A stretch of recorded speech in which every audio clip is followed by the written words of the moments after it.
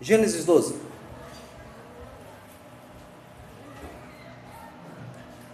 A primeira pergunta que nós olhamos para esse texto é a pergunta que eu me dirijo basicamente a todos nós aqui nesta noite. Nós somos submissos à vontade de Deus?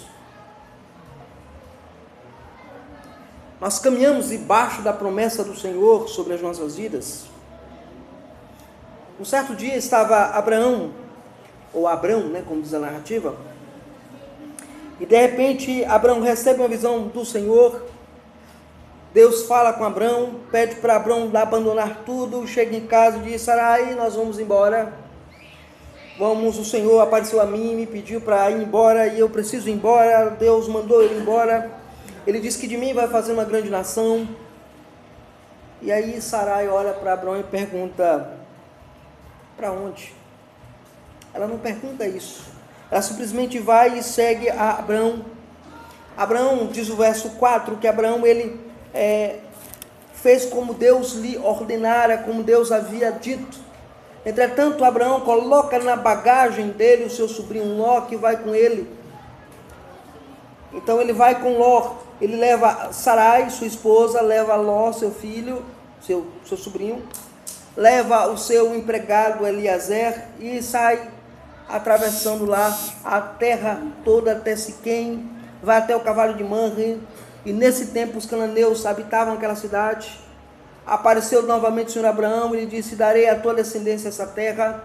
E ali edificou Abraão um altar ao Senhor que lhe aparecera.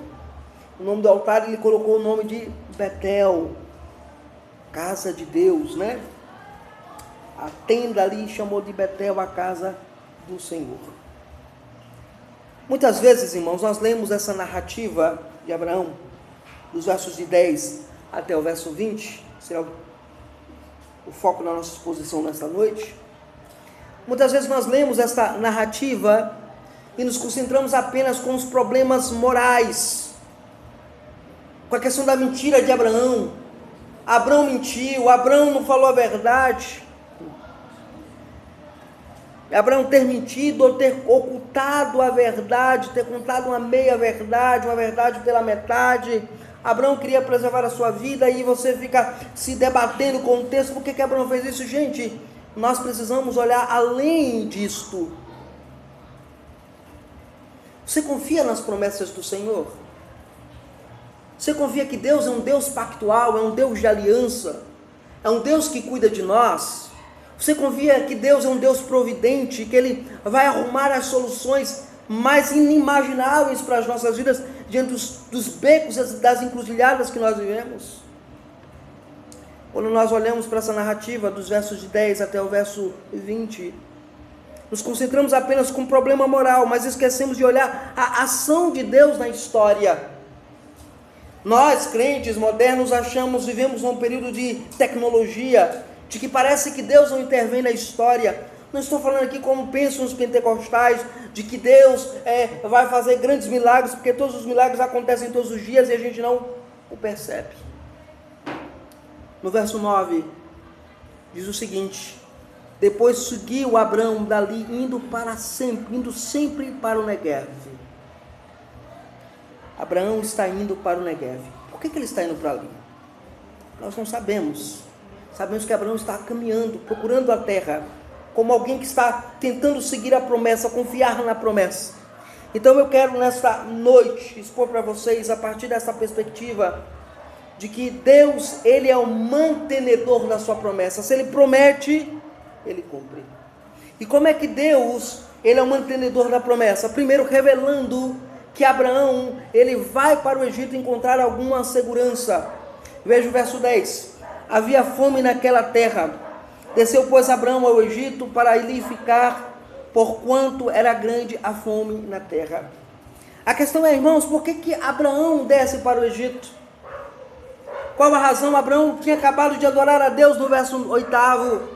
Abraão havia se libertado de todo o paganismo. Abraão havia abandonado toda a idolatria. Abraão decidiu ouvir a voz de Deus. Abraão decidiu seguir segundo a vontade de Deus. Mas Abraão agora, nesse momento, ele decide descer para uma terra pagã, uma terra paganizada, uma terra politeísta. Abraão havia saído de uma terra politeísta, ele tinha saído de Ur dos Caldeus, o maior conglomerado de politeísmo, de deuses, de idólatras. Abraão sai dali e agora vai peregrinando, chega no local, adora a Deus, faz um culto ao Senhor, revela-se um crente temente a Deus, temente a sua palavra, havia adorado a Deus como Deus havia requerido, mas agora, nesse momento, parece que o Abraão que saiu de Ur dos Caldeus, sentiu falta, sentiu necessidade de estar no meio de um povo que fosse politeísta.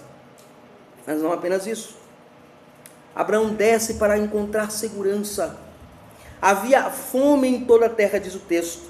Certamente, desse contexto que Abraão desce, havia fome naquela terra. Desceu, pois, Abraão ao Egito para aí ficar. Note o texto, para aí ficar. Abraão não foi para ficar temporariamente. Não era uma jornada temporária. Ele havia esquecido o objetivo da vida dele. O objetivo da vida dele é peregrinar até a terra prometida, até Canaã, até a cidade que Deus havia prometido dar a ele. Abraão esquece disso no meio da jornada. Somos nós, na alegoria, o peregrino de John Bunyan, caminhamos a nossa jornada, saímos de cidade de destruição, seguimos a nossa vida com o fardo pesado dos pecados nas costas, mas num dado momento encontramos uma cidade bela, maravilhosa, a cidade de moralidade.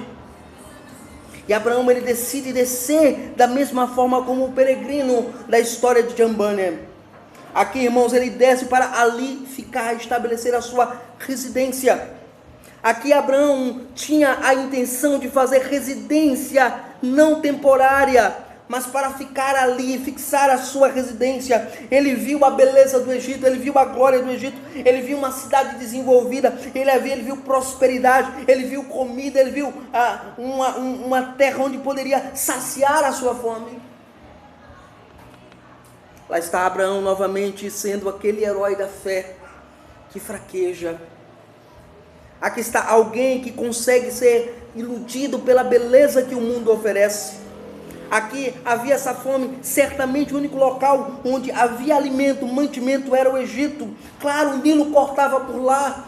Havia uma grande produção de cereal, havia uma grande produção de milho, havia trigo em abundância. Lá está Abraão agora com fome, descendo aquela cidade, indo até aquele país, buscando de fato uma vida mais tranquila, uma vida mais equilibrada para a sua família. Você condenaria Abraão por ele querer isso? Por querer algo melhor para a sua família? Você jogaria pedra em Abraão porque Abraão queria ter uma estabilidade familiar? Certamente ninguém aqui faria isso, mas tem um problema. O problema é que Deus não chamou Abraão para ficar no Egito. Deus chamou Abraão para que ele fosse peregrino na terra, para que ele encontrasse a terra que Deus disse que daria a ele. Deus não lhe chamou para viver como um crente que vive oscilando entre servir a Deus e servir ao mundo, entre amar as coisas de Deus e amar as coisas do mundo. Deus certamente nos chamou para irmos à cidade celestial, a cidade que a verdadeira vida, onde há verdadeiro alimento, onde há de fato vida espiritual. Mas note aqui o texto. Abraão, ele foi para lá para ficar. Essa expressão para ficar significa fixar a residência. Ele quer morar agora. Ele viu a beleza, ele foi seduzido. Ele agora esqueceu da promessa de Deus. Ele esqueceu do pacto do Senhor. Ele esqueceu de tudo que Deus havia dito a ele. Mas veja o que é que acontece. O Deus mantenedor da promessa revela que ele é mantenedor da promessa, mostrando o plano de Abraão para sua autopreservação. Versos 11 a 14. Olha o que é que diz o texto.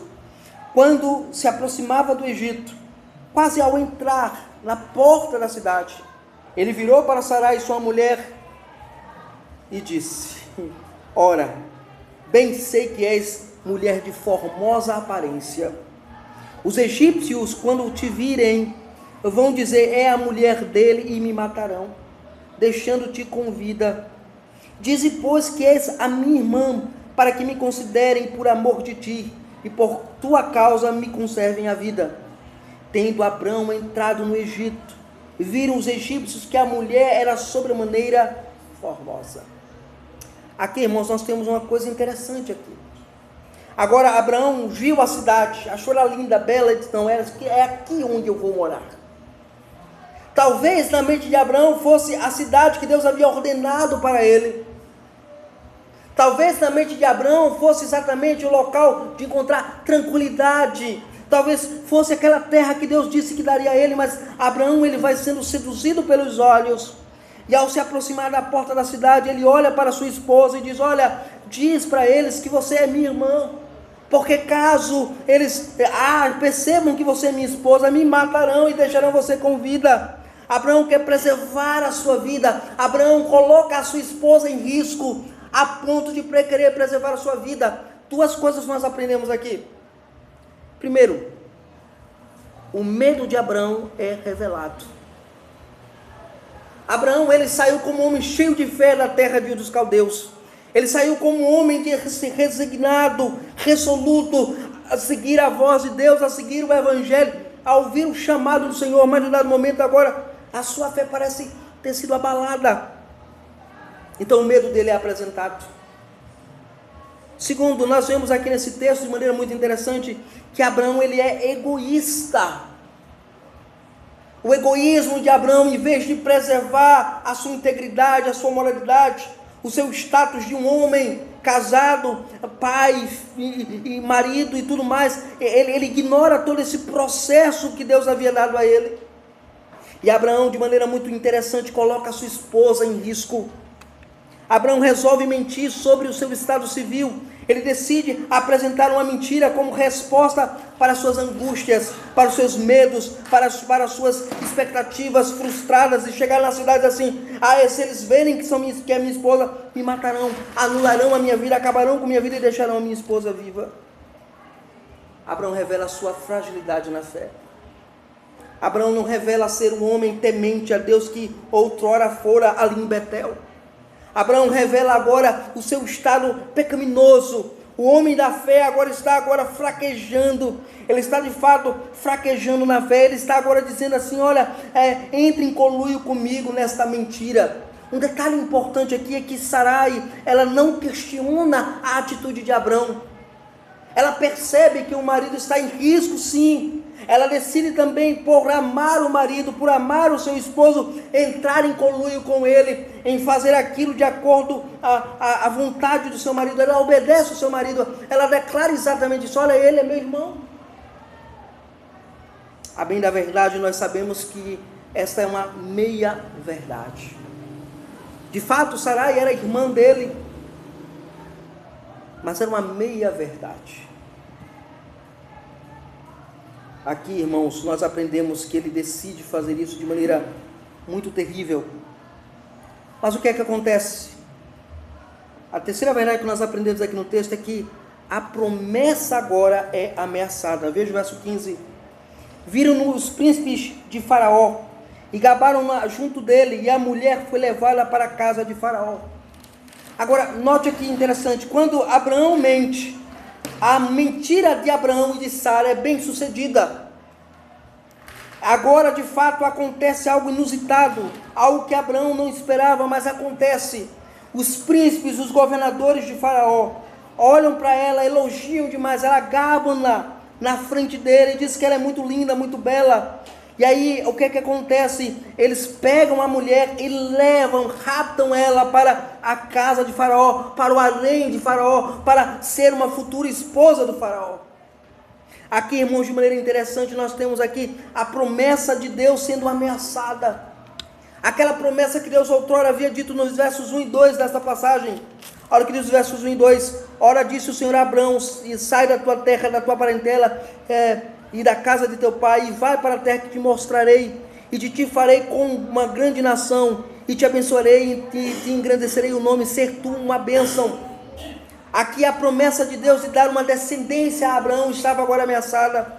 Abraão, veja, note o texto, diz o texto que Deus iria mostrar a cidade a Abraão, que Deus iria revelar onde Abraão deveria ficar, mas Abraão, olhando pela grandeza, pela beleza, pela imponência do Egito, pela imponência do mundo, ele decidiu seguir os seus olhos, ele não seguiu a fé, ele não seguiu a voz de Deus, ele decidiu encontrar segurança naquilo que era perecível, naquilo que poderia destruir a sua promessa pactual. Havia a possibilidade de haver uma anulação dessa realidade na vida de Abraão.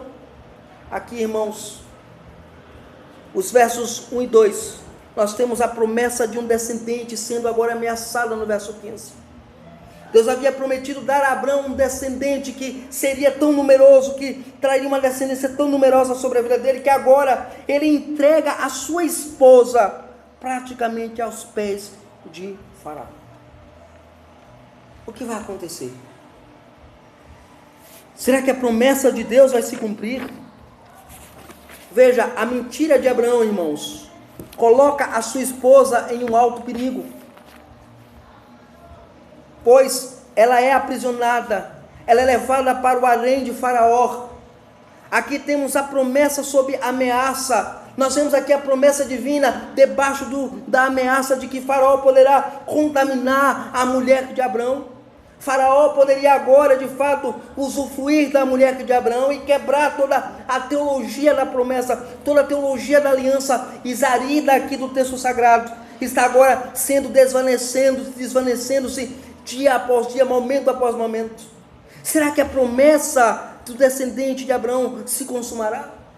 Será que a promessa daquele que Deus havia prometido a Abraão haverá de fato nascer? Será que haverá o descendente de Abraão mesmo? Parece que tudo está perdido para Abraão.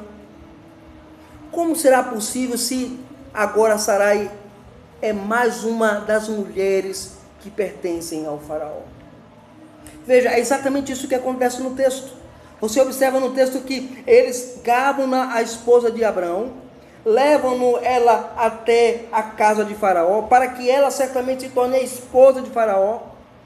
E aí diz o texto, este por causa dela tratou bem a Abraão, o qual veio a ter ovelhas, bois, jumentos, escravos, jumentas e camelos.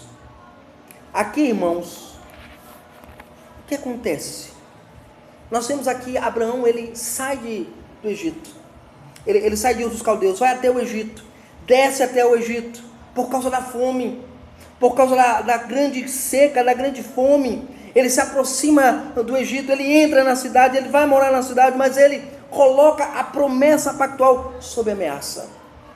Ele se coloca agora como aquele homem que não confiou na providência de Deus, na ação divina. Note que até então Deus, ele não intervém na história, ele deixa a história agindo, correndo, vivendo o seu curso. Aqui nós aprendemos algumas coisas importantes.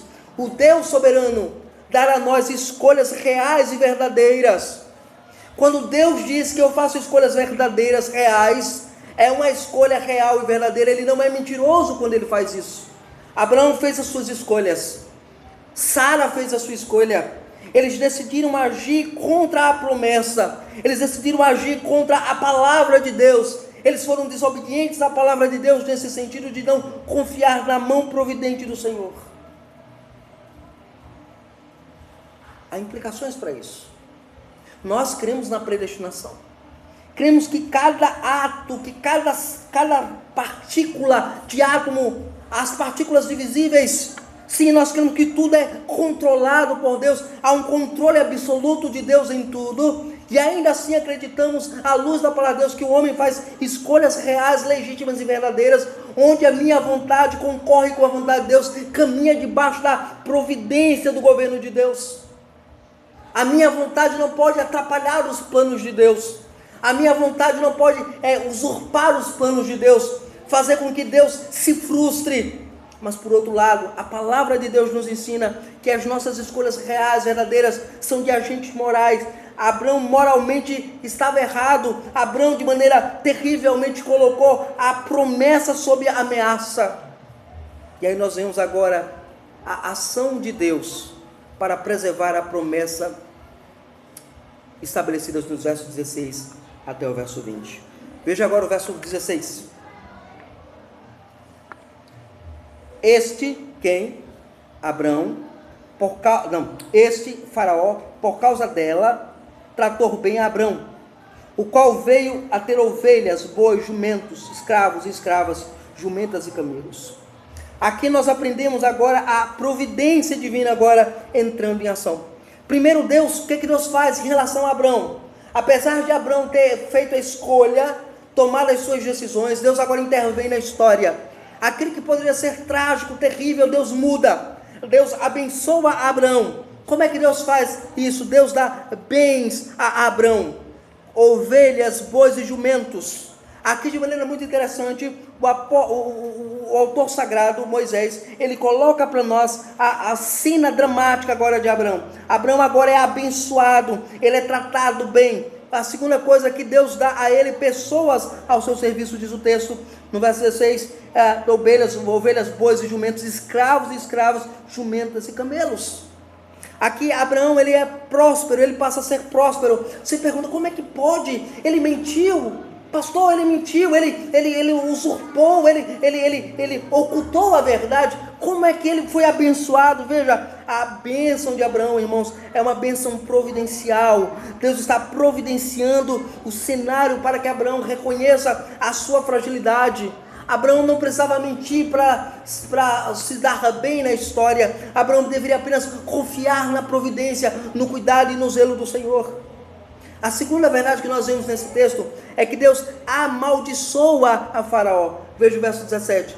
Porém, o Senhor puniu a Faraó e a sua casa com grandes pragas. Aqui, irmãos, o que é que acontece? Deus, ele decide agora punir a Faraó. E por que ele puniu? Não foi Abrão que mentiu? Sim, Abrão mentiu. Mas Faraó foi lá e mandou, e de certa forma sequestrou a mulher de Abrão para ser sua esposa, sem haver consentimento dela, sem haver consentimento de Sarai. Deus não permitira isso. E Deus vai até agora Faraó, e olha para Faraó e pune Faraó e a sua casa. Quando diz a sua casa, toda a terra do Egito.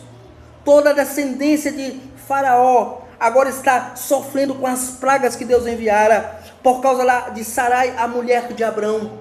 Aqui, irmãos, nós aprendemos que Deus, para manter a promessa, Ele move céus e terra para que a promessa seja concretizada. O decreto de Deus de que Sarai seria mãe e teria um descendente de Abraão no seu ventre está sendo preservado. Deus está agindo na história por causa de alguém. Deus está agora movendo toda a história para que de fato concorra conforme Ele havia decretado e planejado.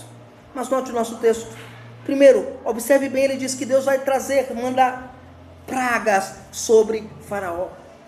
Por que pragas? O que Abraão quer ensinar isso com a gente, irmãos? Qual a razão disso? Aqui de maneira muito interessante, Deus, ele mostra o contraste. Apesar de Abraão estar sendo próspero, Faraó está vivendo um inferno. Apesar de Abraão estar crescendo, Faraó está vivendo uma verdadeira tormenta na sua vida. E aí Deus se revela até Faraó. Verso 18. Chamou, pois, Faraó a Abrão e lhe disse: o que é isso que fizestes? Por que não me dissestes que ela era a tua mulher? E me disseste ser tua irmã. Por isso a tomei para ser minha mulher. Agora, pois, eis aí a tua mulher, toma e vai-te. E Faraó deu ordens aos seus homens a respeito dele. Acompanharam-no ele e a sua mulher e a tudo quanto possuía. Aqui nós aprendemos uma coisa interessante. Nós aprendemos que Deus, ao agir na história, Deus faz com que Abraão e Sarai sejam libertos.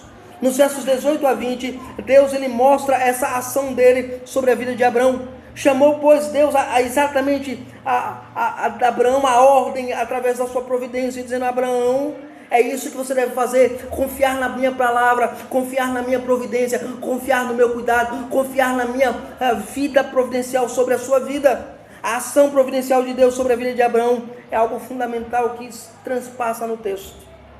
Mas a minha pergunta para você nesta noite é: por que Moisés conta essa história? Qual a razão de Moisés contar essa história para o povo? Moisés é um grande contador de histórias.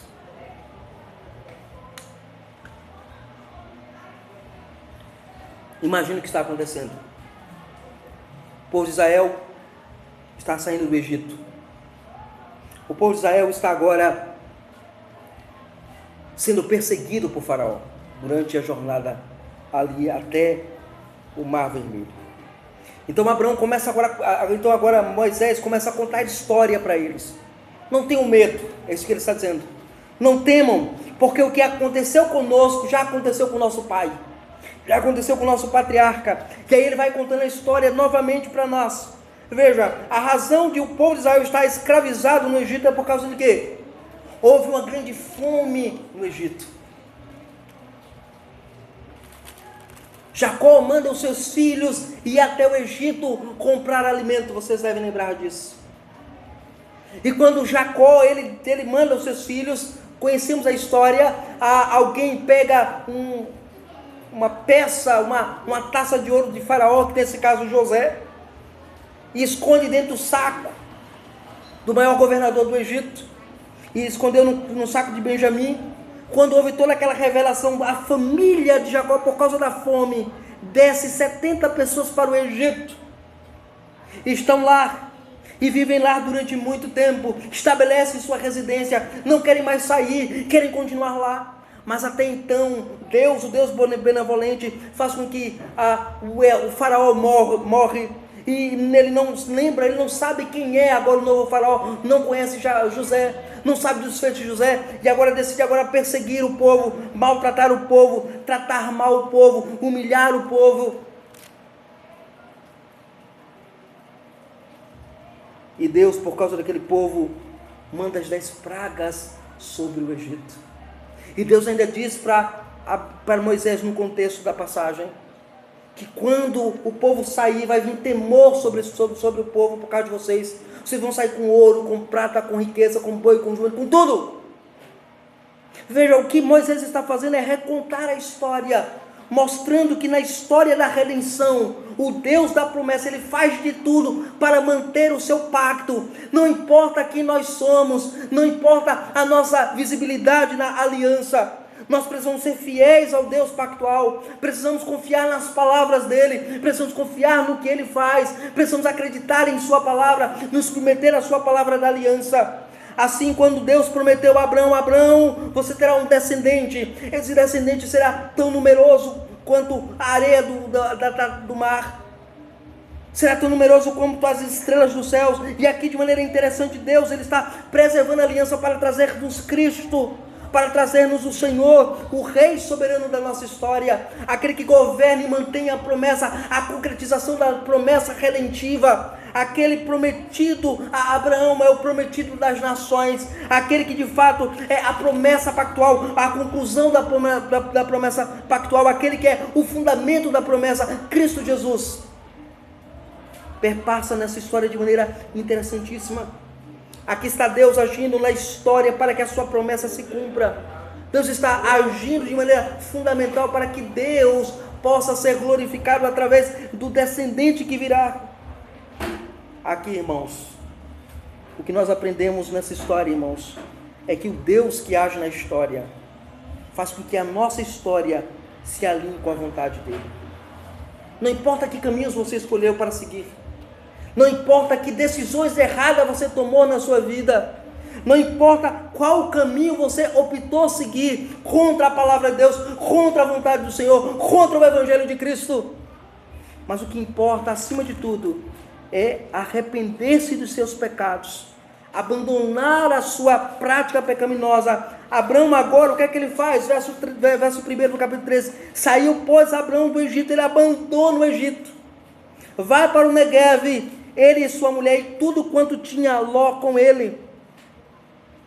E aí é interessante que no verso 13 diz, e fez a sua jornada do Negueve até Betel, até o lugar onde primeiro estivera na sua tenda entre Betel e Ai, e até o lugar do altar que outrora tinha feito. E aí Abraão invocou o nome do Senhor. Veja a história sendo recontada aqui de maneira interessantíssima. Agora é nos revelado agora qual é a decisão de Abraão. Abraão agora aprendeu a lição. Abraão disse, esta terra aqui não é meu mundo, Este estilo de vida, este método de vida, esta cosmovisão não me pertence. Eu preciso preciso voltar até Deus. Eu preciso dobrar o joelho. Eu preciso me arrepender. Eu preciso invocar o Senhor. Eu preciso adorar ao Senhor. Eu preciso estar na casa de Deus. Eu preciso estar em Betel.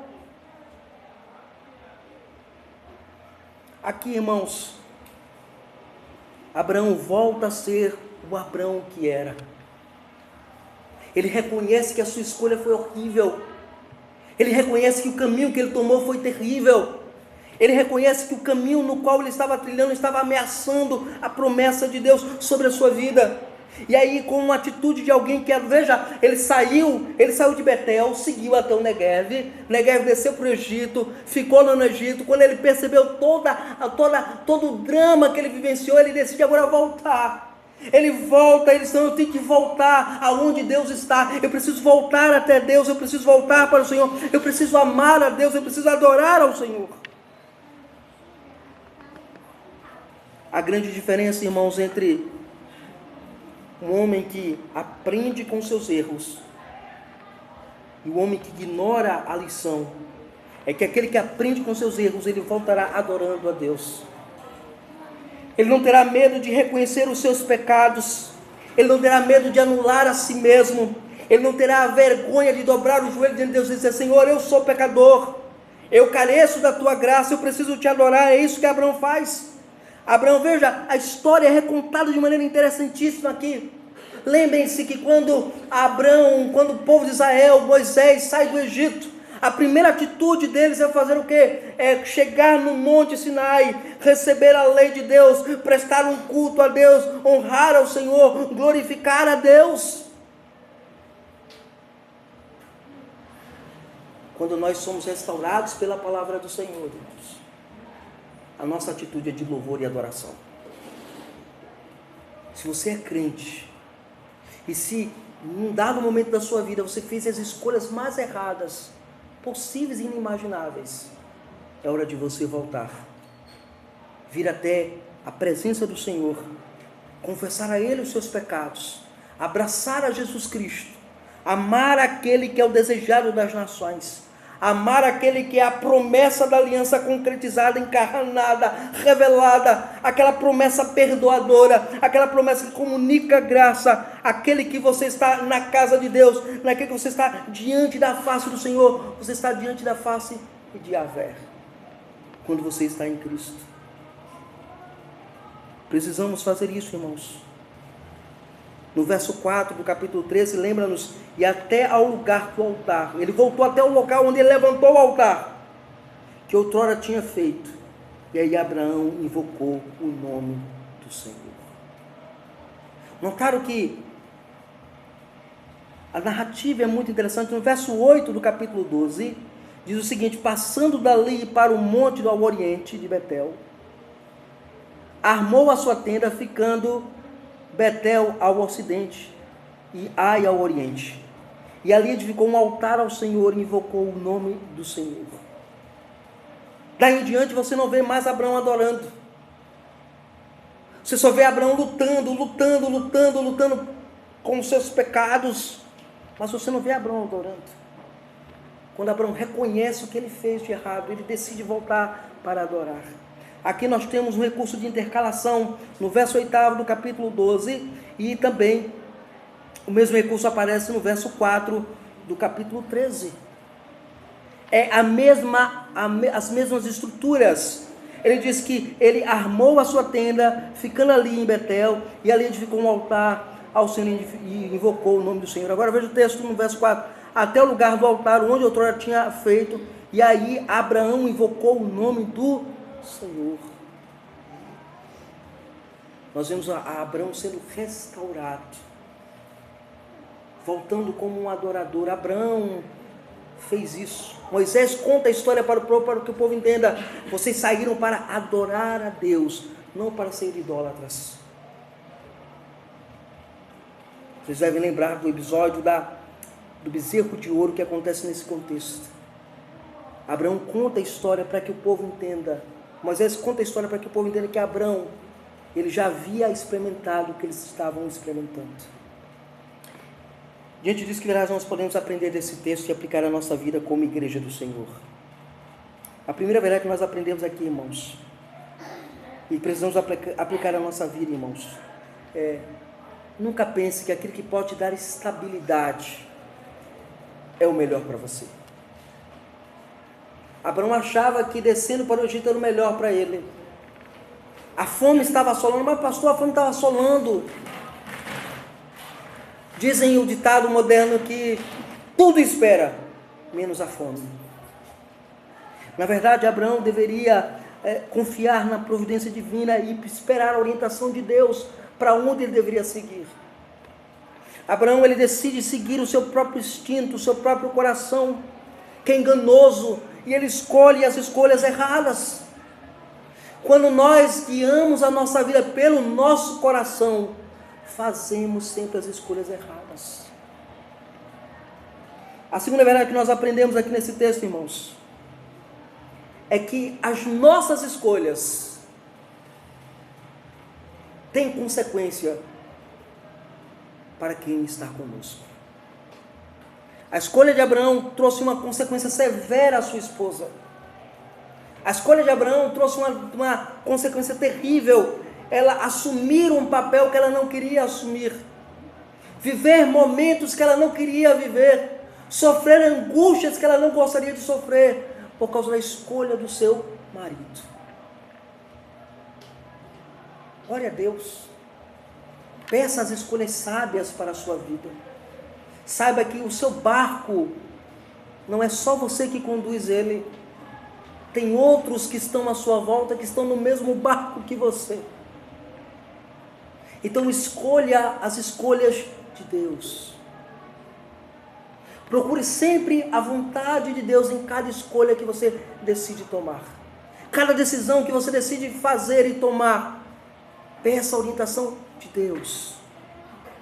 A terceira verdade que nós aprendemos aqui nesse texto, irmãos, é que mesmo fazendo as escolhas erradas, há um Deus soberano que pode consertar as nossas escolhas erradas. Há um Deus soberano que pode fazer isso. Abraão fez a sua escolha errada e Deus agiu para que aquela escolha não fugisse do seu propósito, do seu plano, e não iria fugir nunca. Mas a atitude que Deus reclamou de Abraão só foi uma coisa: arrependimento, renúncia. As suas escolhas erradas, elas são erradas porque você decide não se arrepender. Arrependa-se do seu pecado.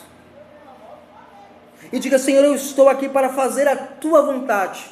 Eu não quero mais a minha vontade prevaleça. Eu quero que a tua vontade prevaleça. E por fim, aprenda nessa narrativa que o Deus que manteve a promessa de um descendente cumpriu essa promessa na sua vida. Ele resgatando, Ele trazendo a Cristo, Ele trazendo a amar a Jesus, Ele fazendo a aceitar a vontade de Deus para a sua vida, inclusive na obra da redenção. Que o Senhor possa de fato aplicar isso em nossos corações. E que nós possamos viver para a glória de Deus, amando a Cristo, amando o Senhor, que é o mantenedor de toda a promessa pactual, para a glória dele somente. Amém.